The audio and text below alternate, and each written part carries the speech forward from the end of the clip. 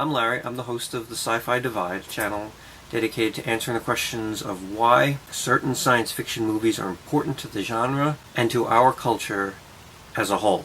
What is science fiction? That can be very hard to define for some people.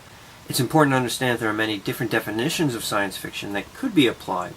So is science fiction a monster movie? Is science fiction a technology movie? Is it a movie that has to do something with time? Or is it just something with a lot of really good special effects? It's very hard to narrow that down because science fiction can be different things to different people. But there's two general definitions that I like to go by.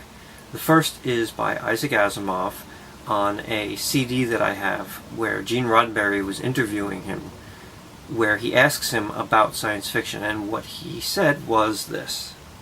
I've always said that science fiction is that branch of literature which deals with the response of human beings to changes in science and technology.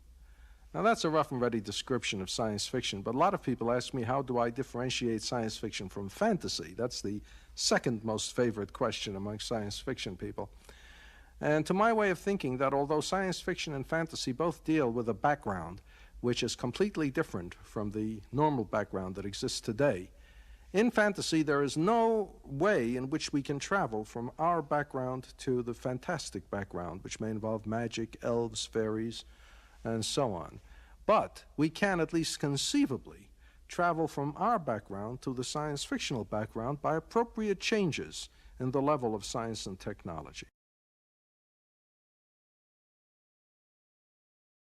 The second definition that I like to use is in a book called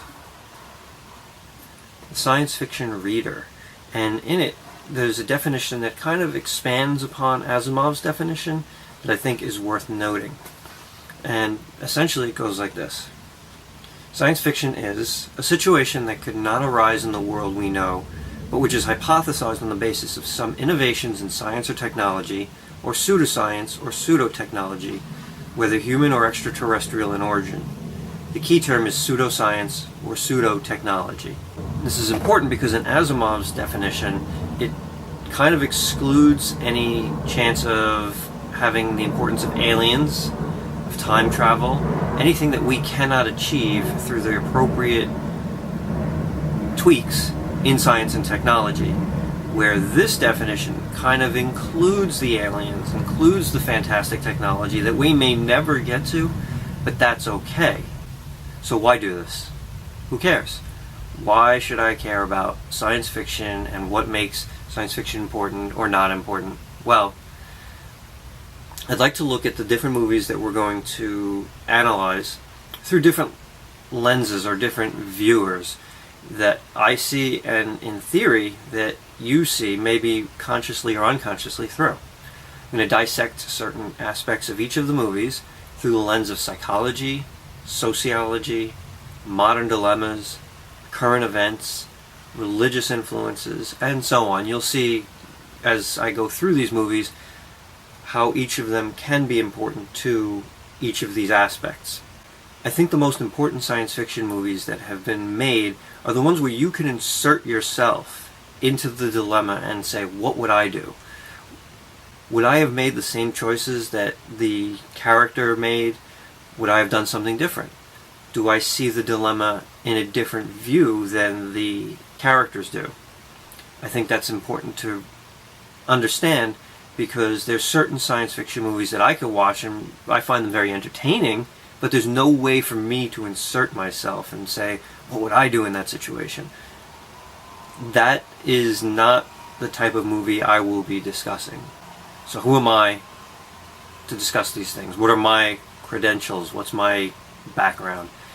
I believe that it's important that I acknowledge my biases, my background, so that you, the viewer, understand this is where I'm coming from. And I see the world as a white, 40-something-year-old male who's been brought up in a lower middle class suburban household. I am non-religious, heterosexual. I'd like to think rather well educated. I have a master's degree in counseling psychology and a bachelor's degree in sociology, which could explain a lot of where I'm coming from when I approach these movies.